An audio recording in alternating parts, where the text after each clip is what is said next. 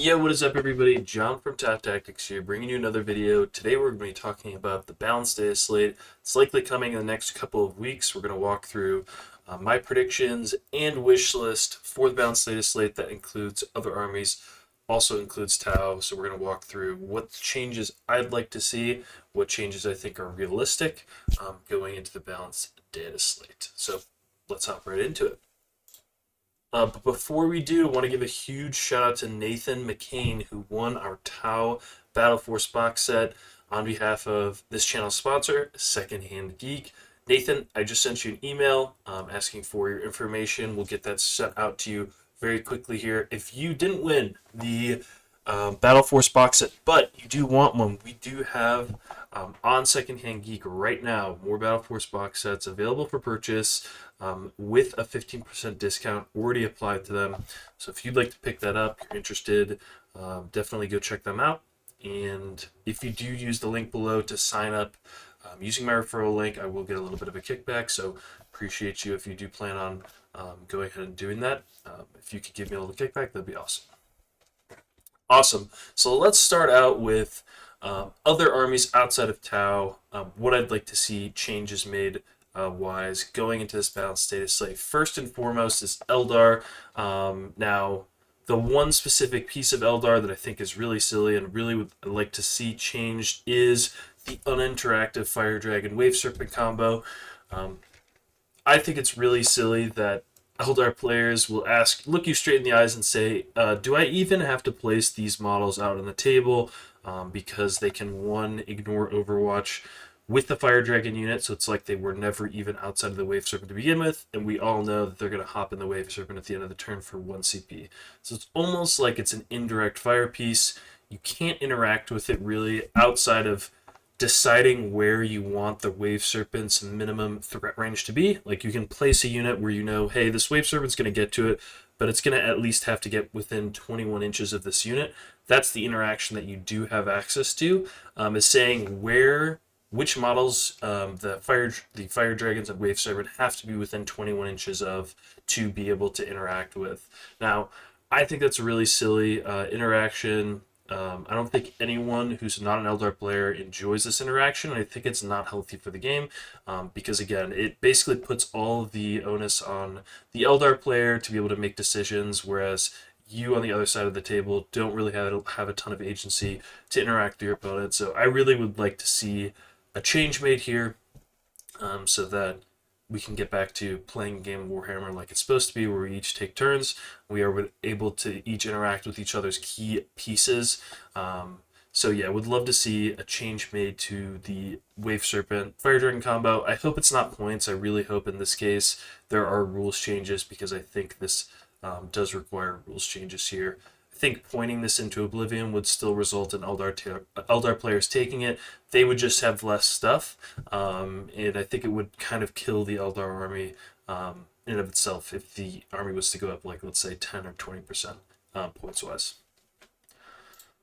Next, AdMech. I'm sure no one's surprised about this one, but they are way undercosted. They have about 4 different units of 2 wound, 5 up invul and infantry that are extremely undercosted, that are getting spammed to the absolute gills. The 2 main proprietors of this are the infiltrators and ruststalkers, which also do really good damage, move really quickly, have access to advance and charge, have access to advance and shoot, move really fast, have access to extra AP. So I would like to see all of these units go up between 10 and 15%. Maybe, I know right now the infiltrators and ruststalkers are about like 140 to 160, so seeing them going up 15 to 20 points per 10, I think would do a lot of work in helping to kind of quell the issue that is a ton of bodies on the table that now have access to chickens with sustained and full rerolls to hit, and twin linked on the back end. I think they overtune this army to a pretty significant degree, and I'd really like them to pull back at least on the amount of stuff that they have on the table, now knowing that that stuff does a lot higher quality things in the game. Next, we're going to talk about Drukhari a little bit. So I know this is a little bit out of left field, but there is one specific strat in the Spectacle of Spite detachment. This is the Witch Cult detachment. I was actually talking with my brother about this, and this reminds me a lot of the Khorne Demonkin stratagem, in which the the uh, the World Leaders player can decide when something dies anywhere on the table. At the time, you could just drop a Bloodletter unit anywhere within 6 inches of that unit dying. Had no restrictions at the time of where you could place this unit, whether it was like outside of, excuse me, you did have to be outside of engagement range, but there wasn't any restriction on being outside of 6 or outside of 9 of enemy units, and so it was very abusable and complete one-off as far as rules concept is concerned. So I think this falls into that's kind of same line of thinking, where this is an interaction that truly just breaks the game. No other army really has access to this, and just thinking and playing into this army, this strat specifically, in my opinion, isn't really playing 40k. It's playing 40 chess, and so I really like to see an adjustment to this, whether it's on the timing of this, because as of now, this charge move that the Drukhari player gets to make is at the end of your opponent's movement phase, so they have perfect information. They know where all of your units' models are placed. They know what models you have lined up to shoot, lined up to charge, and they can easily mess with your plans. So I'm sure as a Drukhari player, it's really satisfying. You feel like you have a lot of um, ability to demonstrate your skill as a player. However, for the opposing player, again, it's pretty uninteractive. You don't have a ton of control other than being outside of 9 of every Drukhari unit, which obviously high-level players can't afford to do that. They must give their opponent probably multiple options per turn. The Drukhari player gets to decide which one is the most backbreaking. So I would like to see a change to this, because again, I don't really see it in any other army in the game, and it completely breaks how folks think about games and how they approach the game of 40k. And then, last but not least, from changes that I would like to see for the balanced data slate specifically, would be changes to the Victrix Guard. Now, I know it's only been a month or two GW since the Victrix Guard has been dropped, but I think everyone who's talking about Warhammer 40k online knows that Victrix Guard are completely busted for the points cost of 6 for 210. I have no idea why GW decided to put the 6-mans at a lower points cost than the 3-mans. I believe that should be inverse, and so do a lot of the folks that I respect in the Warhammer 40k community, because the 6-mans benefit more from the strat support, right? If you're spending 1 CP on a 6-man unit, you're getting more efficiency out of that CP usage than you would on a 3-man. Same thing with the ability to Blood Surge, the ability to reactive move. Any of the rules that you can stack on Victrix Guard become stronger with 6-man units, so I'd like to see the price points inverted, where the 3-man is more cost effective, maybe let's say 120 points, but the 6-man is 230 points, for example. I do think that this is going to be a huge problem in the meta if they allow this to go for 3 months. I think that the Victrix Honor Guard, every single army in the game is going to have to text specifically for it. I think Tau players are going to have to take 2 Riptides minimum in their lists if they want to have a chance into Victrix Guard, because they access the flat 4 damage. So we have an easier answer to Victrix Guard than most armies, but I do think we need to see a pretty significant change here. I'm hoping for at least a 20 points increase. I think as you look at the 12-man, the 12 Victrix Guard Space Marine builds, they have a ton of shit in their armies, so really would like to see them at least lose 1, maybe 2 units from that list, because without it, I think we're going to be dominated by our Space Marine overlords for the foreseeable future, unfortunately. And then now, last but not least, the Tau Empire. So what changes would I like to see to Tau? So first and foremost, the Storm Surge. I actually don't own this model because I've never had a reason to run him. I think he's a really cool model. Would love to purchase him, play him in an RTT, but right now, that isn't even in the cards. He is way overcost at his current price point. I would love to see him go down a significant chunk of points to make him somewhat viable. I'm seeing similar type of units in other armies. Like, I'll give the example of a Morkanot. really cool model, awesome unit, has some cool rules, and I've seen very competitive players like Michael Mann from Art of War actually use them in GTs. I can't say the same for the Storm Surge. Would just like to see him get to the point where he is at least playable at the points cost, where you could bring him and not feel bad about him. Next, the two Monka and Kaoyan specific guiding enhancements. The Monka one gives you sustained hits if you're targeting, if you guide for a unit, your army gets sustained hits against that target. Kaoyan is the inverse, you get lethal hits if you're guided into that unit. Those enhancements were around 40 points each, I believe, and I have never seen a competitive list use them. So I would really like, and I think GW was approached them, with some concern, thinking that they might be too overpowered.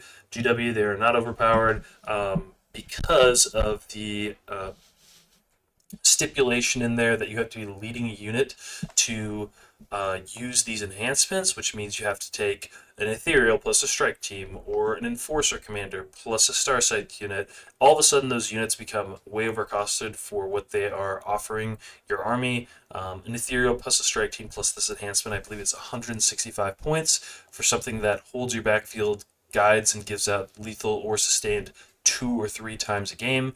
I think it's grossly overcosted and would really like to see these two detachments have a different separate guiding option with these enhancements. And I think driving down that points cost pretty significantly would go a long way in giving us a little bit more flexibility in our guiding economy. Given the stealth suit changes, all top players are looking for some ways to be creative, and I think these enhancements are a really great way for GW to kind of give back a little bit, knowing that they took away with the stealth suit changes. Lastly, I would really like GW to revert some of the changes they made to stealth suits. Mainly, I'd like them to add 3-man stealth suits back as an option. Reason being is every top player in the universe has 9 stealth suits. They have 3 units of 3. So when that change was made to being forced to take 5-man stealth suit units, suddenly the entire Tau community only has 1 stealth suit unit available to them. And so I think that being able to have 3 units again would be really helpful. And I don't know if GW was purposeful in this nerf or if this was a stray that we caught as top players. But I think, as far as the community is concerned, I think it would go a long way adding 3-man stealth suits back as an option. Giving us also the 5-man option. I know there's some folks out there who are running 6-man stealth suit units before, so that is a viable option for some folks. But personally, really prefer to see the stealth suits back at 3 minutes again. And then as far as my predictions are concerned, what I think is realistic, I do think the Storm Surge will come down 10 or 20 points. And I will add this caveat here, guys, that I don't have any insight as to what the changes to the Dataslate are concerned. You have seen some leaks online, but I don't have any access to perfect information outside of some of the leaks that I've seen. I've not seen any that relate to Tau, so as far as folks saying that I might have insider information, I do not. But these are what I think are realistic changes, unfortunately, to Tau. With the changes to the Riptide, getting that +2 strength and not seeing a change from a price point perspective, I could see the Riptide going up about 10 points. Pathfinders, I'm seeing at least 2, maybe 3 being auto take. Now, I really hope, for the sake of our guiding economy, that the Pathfinders don't go up in points, but I do think that they could be a target for a points increase by about 5 to 10 points, probably 5 points. Same thing with Rampagers. Many of the lists that I'm seeing out there, Auxiliary Cadre and Crude Hunting Pack, are running 15 to 18 Rampagers. So I think it's very realistic that they get a points increase as well. So I'm just hoping that with the context of the stealth suit changes, which were a pretty significant nerf to our army, most lists lost an entire unit, I would say. I would hope there'd be some compensatory buffs here to help offset some of these potential points increases that might happen here. That's going to do it for today's video. Really appreciate you guys sticking to the end. We are almost at 4,000 subscribers, so if you are not yet subscribed and you are enjoying the content, would really appreciate you guys hitting that subscribe button, commenting and liking for the YouTube algorithm. I'm really curious to hear what you guys think about these changes that I posed, about the wish list.